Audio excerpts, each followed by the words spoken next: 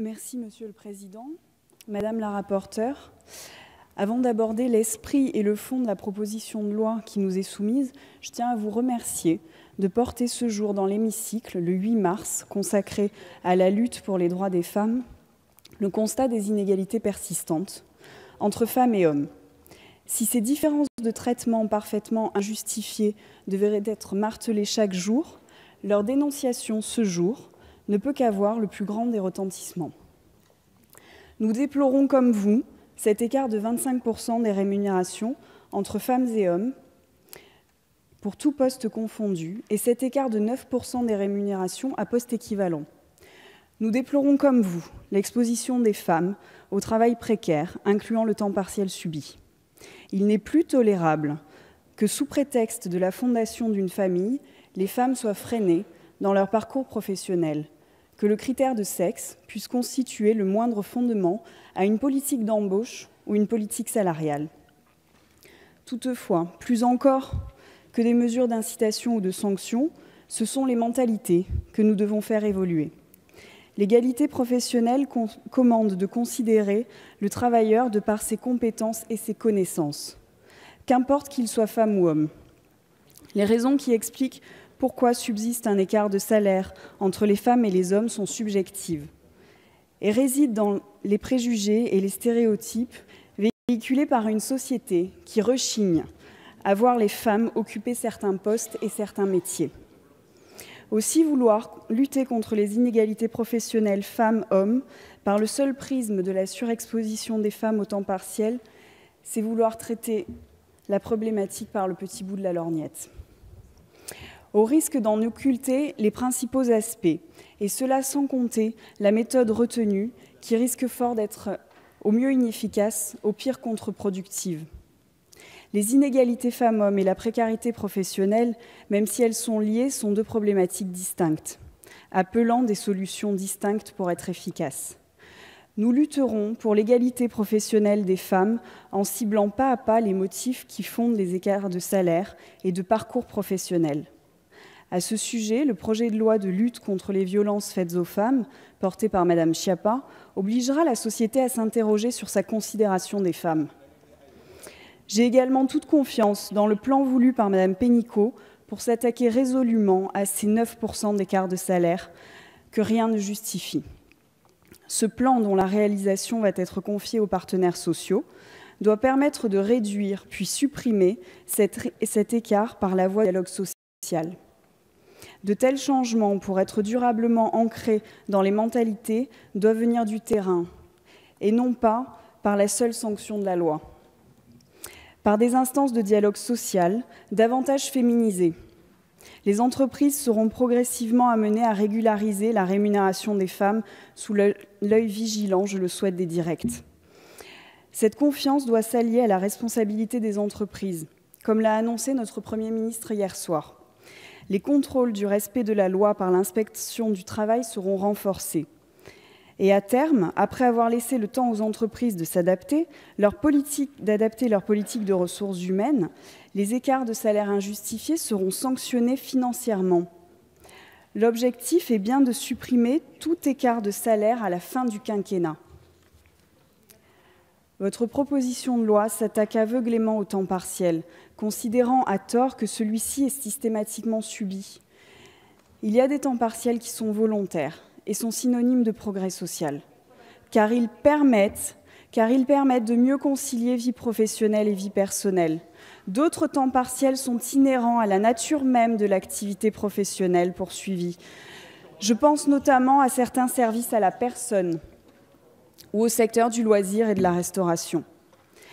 Vos propositions qui s'apparentent à des sanctions financières des entreprises offrant des emplois à temps partiel risquent de constituer un recul social et de mettre en péril des secteurs entiers de l'économie.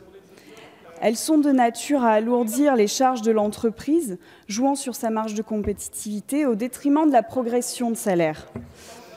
Certains secteurs n'auraient d'autre choix que de proposer des CDD à temps complet. La personne qui s'exprime. Précaires, parce qu'instables, en lieu et place de CDI à temps partiel. Et ce n'est que là, dans le meilleur des cas, Nombre d'entreprises dont l'activité est inadaptée à l'emploi à temps complet pourraient être contraintes à l'absence d'embauche, voire à la suppression d'emplois. Vos mesures n'apportent donc aucune garantie de création d'emplois stables, mais à coup sûr, elles vont aggraver la précarité que vous entendez combattre.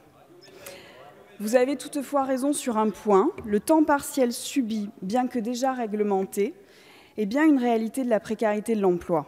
Et notre majorité, en appui au gouvernement, a d'ailleurs largement entamé de le combattre. Le renforcement du dialogue social que nous avons entériné en ratifiant les ordonnances du même nom laisse à la branche et l'entreprise le soin de définir les conditions de travail qui sont les plus adaptées, tant pour les salariés que pour le secteur d'activité. C'est d'ailleurs grâce à ce cadre facilité que le plan de réduction des inégalités salariales initié par Mme Pénicaud n'en sera que plus efficace.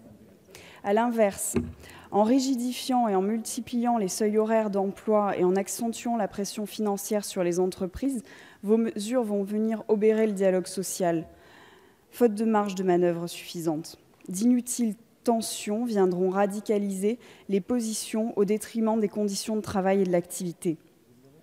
Lutter contre le travail à temps partiel subi suppose de garantir l'égal accès de tous au développement des compétences.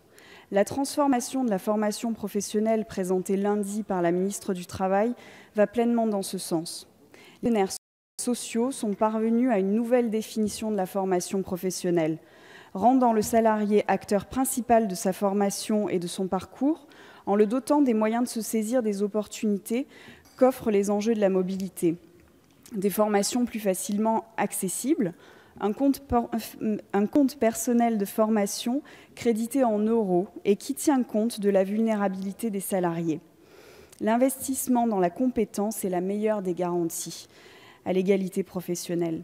C'est la raison pour laquelle les travailleurs à temps partiel bénéficieront des mêmes droits d'accès à la formation que les salariés à temps complet, et notamment le même crédit sur le compte personnel de formation. La réduction des inégalités professionnelles entre femmes et hommes doit également passer par une évolution des congés maternité, paternité et parentaux, de manière à ce que la parentalité ne constitue pas un frein à la carrière professionnelle et qu'elle ne repose pas de manière inégalitaire sur les femmes. Une mission de l'Inspection générale des affaires sociales mène actuellement une expertise sur ce sujet. Nous devons enfin miser sur la stabilité professionnelle et les employeurs doivent y être responsabilisés. La réforme imminente de l'assurance chômage devra inciter les employeurs à la stabilité et à la pérennité de l'emploi, notamment par la lutte contre les abus d'emploi court. Nous poursuivons ensemble les mêmes objectifs, l'égalité entre femmes et hommes, proclamée grande cause nationale du quinquennat par le président de la République, et plus particulièrement l'égalité professionnelle et salariale entre femmes et hommes, fondée sur la seule compétence, exempte de tout préjugé, la création et la pérennité d'emplois stables, assortis de conditions de travail convenables au sein d'entreprises viables et compétitives. Mais plutôt que d'agir par la contrainte et la sanction sans discernement, nous devons promouvoir l'emploi, l'égalité et la compétence par la confiance en nos acteurs de terrain, employés comme employeurs, en leur donnant les moyens et la responsabilité de leurs projets. Cette proposition de loi poursuit un objectif affiché, nécessaire et entendu de tous. Par des moyens inefficaces et dangereux, malheureusement, nous justifions son renvoi en commission.